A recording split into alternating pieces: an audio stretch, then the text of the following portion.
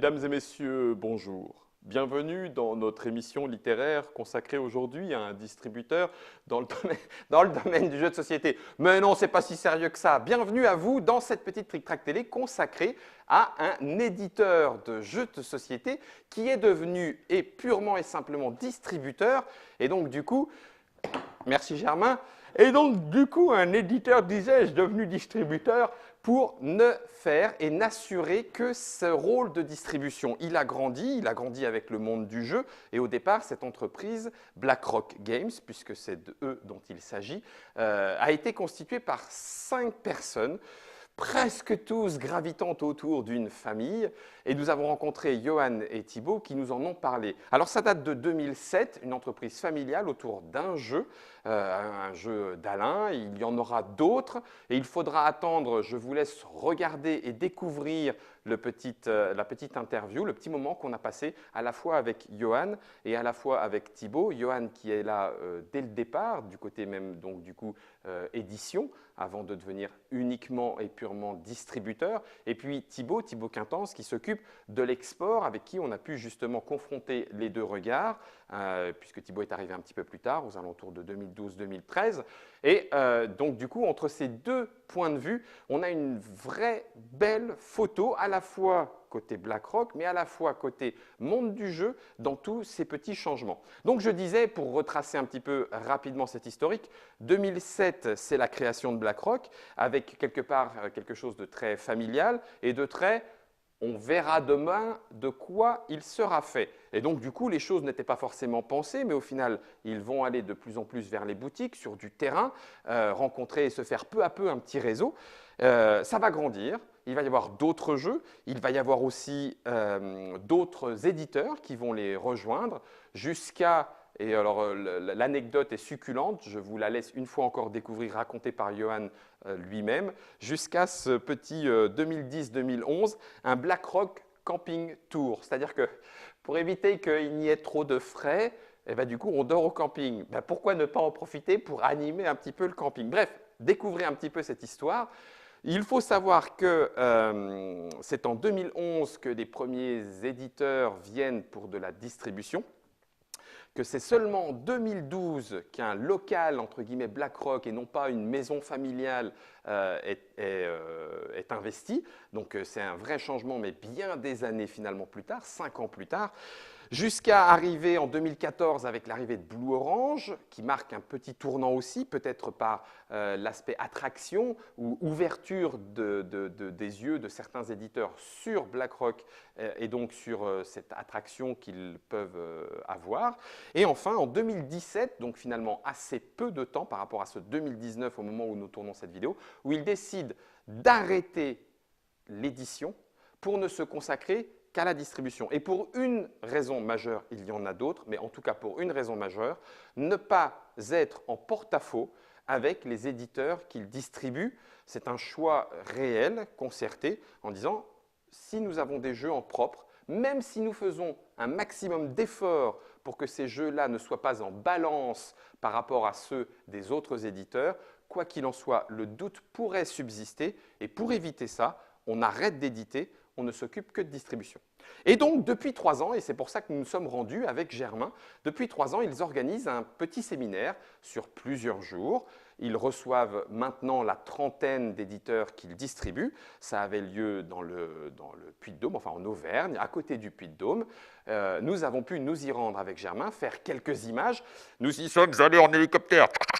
Donc là, généralement, vous voyez, c'est l'étape du Tour de France. Non, mais on a fait quelques petites images grâce à Antoine Roffet, du côté des Lumberjacks, où on a pu filmer avec un drone là où nous étions. Donc un petit séminaire, disais-je, où ils reçoivent les 30 éditeurs sur plusieurs jours. Et vous allez voir, c'est pour ça que nous avons voulu faire ce débrief, qu'il y a vraiment, a priori, un élément assez important.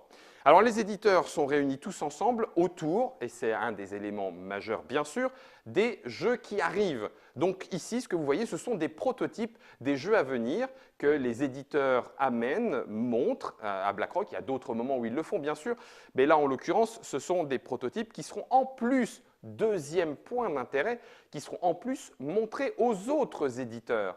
Alors BlackRock, il faut le savoir, choisit et refuse du coup même de distribuer certains jeux ou certains éditeurs pour ne pas faire de la concurrence à des jeux qui existent déjà dans leur catalogue. Imaginez ce que ça veut dire. Ça veut dire qu'effectivement l'engagement est réel et là les jeux seront joués, proposés à tous les autres éditeurs pour qu'ils puissent donner un regard et faire avancer le jeu de société présenté. Le jeu n'est pas encore édité, il est à venir et en tant que distributeur ou en tant qu'éditeur distribué par BlackRock, il y a la possibilité de donner son avis. Donc un espèce d'échange de bonnes pratiques, ce que tous les éditeurs que nous avons interviewés ont noté en disant il n'y a vraiment pas cet aspect concurrent, il y a plutôt cet aspect échange de bonnes pratiques autour d'un jeu, dans la mesure où on a tous fait attention à ce que ça n'empiète pas les uns sur les autres. Donc ça, c'est la première chose, des protos qui sont montrés aux éditeurs et aux distributeurs et échangés. Il y a aussi des ateliers, alors des ateliers qui sont prévus, organisés par BlackRock, parfois tenus par des éditeurs, mais qui donnent du coup aussi, là encore, ces échanges de bonnes pratiques autour de la communication, autour de Kickstarter, autour de comment rédiger un bon contrat avec son illustrateur, que peut-on lui proposer. Et puis BlackRock, pareil, une fois encore, dans un souci de transparence, amène un bilan chiffré, acté. Les éditeurs y sont très sensibles puisque ce bilan ne se fait pas qu'une fois dans l'année. Ça leur permet d'être réactifs en ayant des éléments qui leur sont apportés par le distributeur pour prendre des décisions de stopper un jeu, d'édition, de continuer, de refaire un reprint, d'aller voir à l'export. Et pour certains éditeurs, c'est même devenu presque plus important que simplement l'édition francophone, puisque l'export peut représenter parfois, nous avons entendu comme chiffre, jusqu'à 60% du chiffre d'affaires, ce qui n'est pas rien. Mais ce qui ressort du coup de ce séminaire BlackRock, c'est cet aspect, comme on le voit, particulièrement humain. Les gens se rencontrent sur le festival, sauf qu'ils n'ont pas forcément le temps de passer beaucoup de temps vraiment ensemble, hein, on est occupés. Là, ils sont là pour être ensemble, réunis par leur distributeur autour d'un événement qui va se consacrer pas simplement au jeu, mais à la professionnalisation de leur métier en tant qu'éditeur, à l'échange avec son distributeur, avec les possibilités à l'international et du coup aussi autour de la rencontre purement humaine. Voilà, le jeudi soir, pour tout vous dire, on a fait de l'escalade. Il y avait un mur d'escalade, Antoine avait ramené son matériel et puis tous ceux qui voulaient pouvaient grimper pendant que d'autres faisaient une dégustation de vin et de fromage. Bon, certains ont fait les deux, parce qu'il n'y a pas de raison de s'en priver, mais cet aspect humain est assez étonnant. En tout cas, pour l'avoir vécu de l'intérieur, c'est ce qui nous a aussi donné envie avec Germain de vous le montrer, de le mettre en image. C'est cette façon professionnelle d'envisager les choses, tout en le vivant, en le gardant de façon particulièrement humaine. Alors, il y a des rencontres, hein, il y a des rencontres aussi, des moments de rencontre entre tel éditeur et BlackRock, pour discuter de la suite, de l'avenir des jeux, de la façon dont le jeu évolue, la façon dont le secteur évolue aussi. Et donc, du coup, ça lui donne un aspect pro, réel, hein, c'est un événement pro, il n'y a pas de souci. Puis, il y a tous ces moments où, le soir, on joue aux jeux des autres, édités parce qu'on n'a pas encore eu le temps d'y jouer, ou alors on joue à d'autres jeux parce que c'est quand même encore un milieu de passionnés et on se fait plaisir en jouant à ces autres jeux. Voilà, donc ça alterne entre ces ateliers. Tout BlackRock est là, ça discute avec les uns, avec les autres, ça discute de la suite, ça discute du monde du jeu, comme là on le voit à l'image. On refait le monde, certes, mais en même temps ça permet de prendre une température réelle, un petit peu en intérieur. Donc un élément assez particulier autour d'un distributeur qui ne l'est pas moins. Jugez plutôt, en 2013, il a 98 références à son catalogue avec 16 éditeurs, dont BlackRock Édition en lui-même, avant qu'il n'arrête de faire de la distribution. En 2018, nous arrivons, alors attention, hein, il y a des gammes qui vont s'arrêter, il y a des jeux qui se sont arrêtés, mais avec entre 300 et 400 références malgré tout, ce qui n'est pas rien actuellement, et une trentaine d'éditeurs distribués, avec toute une partie aussi BlackRock Export en partenariat avec plein d'autres éditeurs de par le monde. Et Thibaut Quintence nous en parle dans cette petite interview qu'on mène à 3 voix avec Johan, et nous vous en reparlerons. On vous mettra le lien pour que vous puissiez aller l'écouter. C'est un élément relativement important en cette année 2019 où on sent qu'il y a un basculement qui s'opère, et BlackRock d'ailleurs se pose eux-mêmes la question en disant « Jusqu'à présent, nous n'avons pas projeté de plan particulier. On s'est adapté à la demande, on a toujours essayé de faire le travail le mieux possible en faisant un réseau réel, en allant voir les boutiques, en se déplaçant pour expliquer les jeux, mais en même temps, arrivé à un moment donné, on se dit « Va-t-on pouvoir continuer de grandir tout en gardant et en promouvant ces valeurs-là ? Pourra-t-on être aussi bien au service que nous le sommes actuellement de 30 éditeurs, mais si on passe à 60, est-ce que c'est encore possible ?» Donc toutes ces questions-là se posent. La communication, la façon dont le jeu est traité, la façon dont la fenêtre d'existence d'un jeu peut exister ou pas. Comme le disait Johan, il y a encore quelques années, tant qu'on poussait un jeu, il pouvait exister. Maintenant, ce n'est, d'après lui, plus vrai. Même quand on pousse un jeu, ce jeu, en termes de communication, en termes de démonstration, en termes de festival, ce jeu peut malgré tout être refusé parce qu'il n'y a plus de place sur les étagères, parce qu'il y a eu un bouche à oreille qui a fait que, au final, boum, on essaie de le démontrer, mais non, en face, il y a un blocage. Donc tout ça est discuté avec Johan et avec Thibaut dans la deuxième petite partie de notre live que nous avons réalisé avec Germain pour Trick Track lors de ce séminaire BlackRock. Donc une vraie évolution, une vraie photographie de cette histoire qui accompagne BlackRock autour de l'histoire du jeu de société et de son évolution. Et puis 2 moments, les éditeurs que nous avons vus en live, et nous remettrons aussi la vidéo avec les timecodes, que vous puissiez retrouver un petit peu les nouvelles de chacun de ces éditeurs, et puis le distributeur avec Johan et Thibaut, et des éléments et des questions qui résonnent de façon particulière dans cette période de transformation du jeu de société.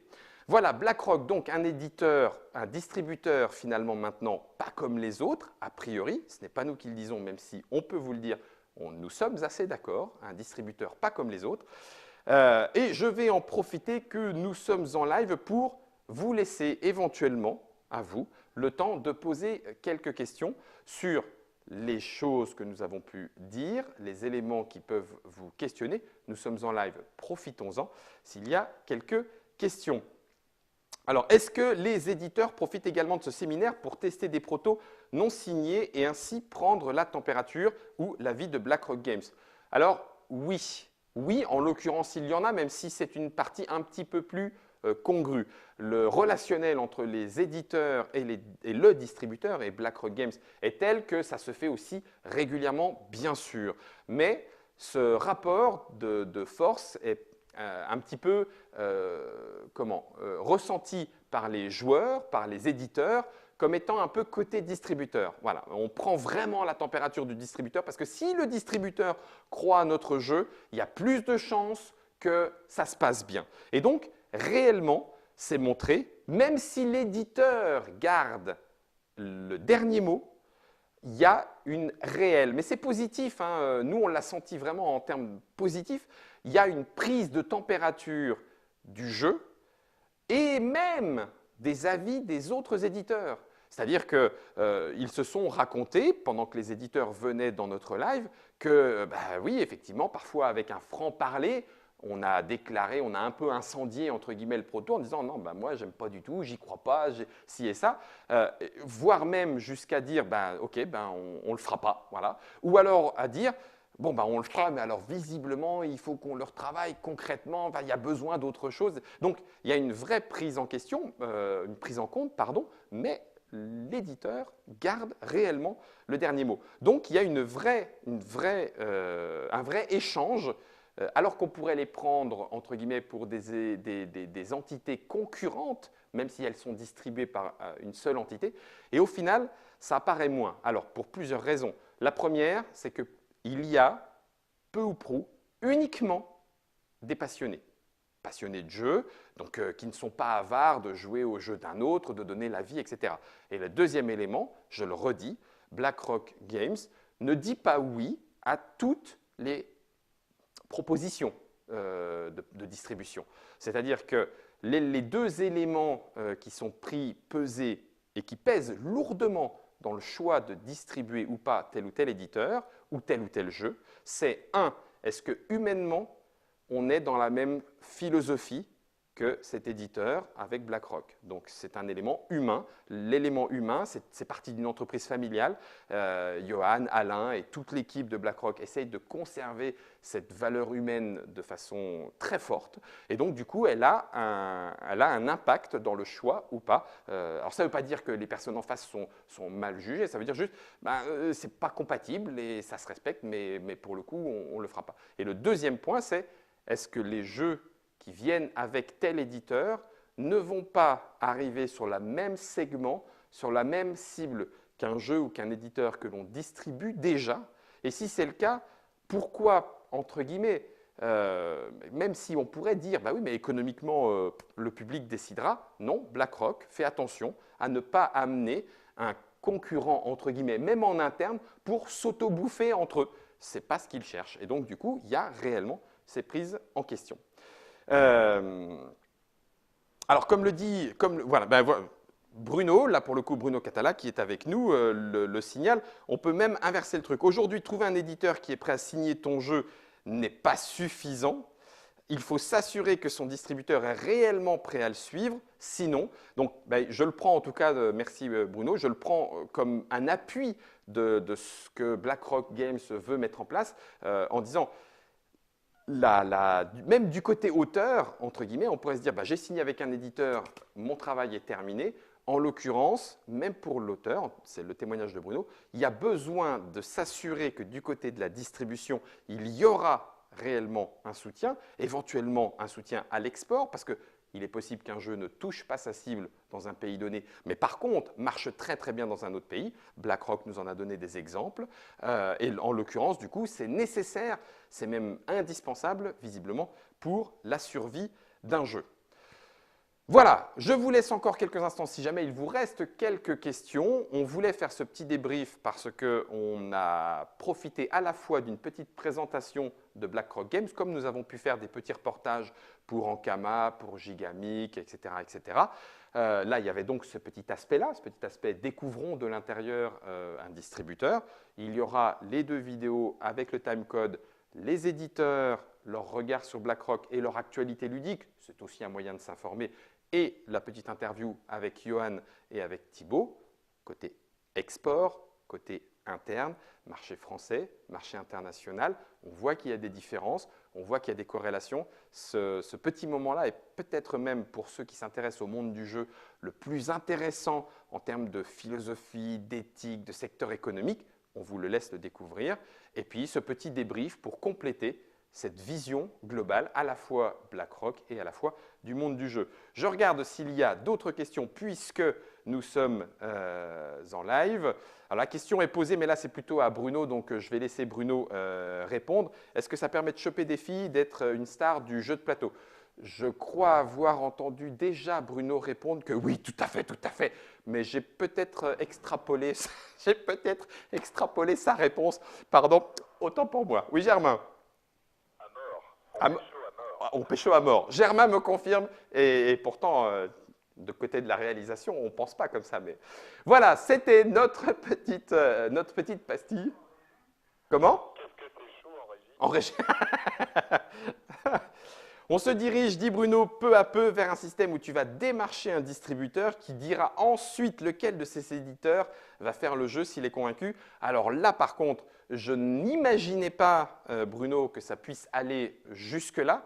Ça ne veut pas dire que parce que je ne l'ai pas imaginé, ce n'est pas déjà le cas. Je veux bien le croire, tellement on sent qu'il y a eu une…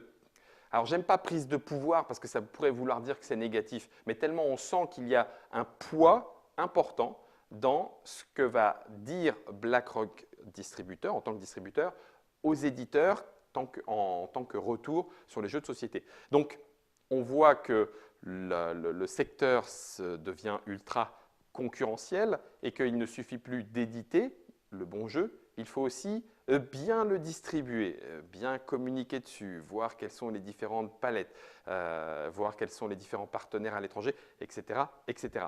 Tout ça dans la Trick Track Télé avec, je vous le répète, 2 petites vidéos plus celle-ci. Merci à vous d'avoir été avec nous. On a testé un petit peu un nouveau format. Au lieu de vous le faire en vidéo, on vous le fait en live avec quelques images. Je vous laisse avec les dernières images que Germain nous a tournées et filmées. Et on se retrouve pour d'autres Trick Track télé et explorer toujours avec plaisir ce secteur ludique. Oui Germain? Je suis bien embêté, j'ai tout montré sauf le générique. Je peux lancer le générique? Lance le générique alors.